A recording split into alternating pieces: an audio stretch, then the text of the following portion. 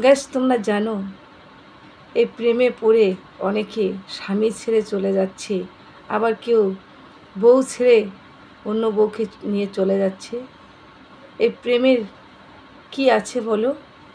তোমরা কেউ বুঝতে পারো? এর মানে তো আমি জানি না।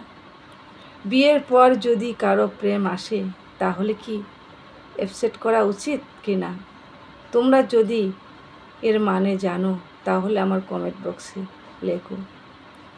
আর প্রেম তো সবার জীবনে একবার হলো আসে, আর প্রেম যখন আসে, প্রেমটা এমন জিনিস, দেখে না তার গায়ের রং, দেখে না তার উচ্চতা, আর দেখে না তার বয়স, শুধু ভালোবাসতে চায়। তাই এইসব যদি তোমার জানা থাকে তাহলে আমার কমেন্ট বক্সে লিখবেন। আমার কিন্তু এসবের মানে জানা নেই, তোমরা যদি জানো কমেন্ট বক্সে লিখবেন।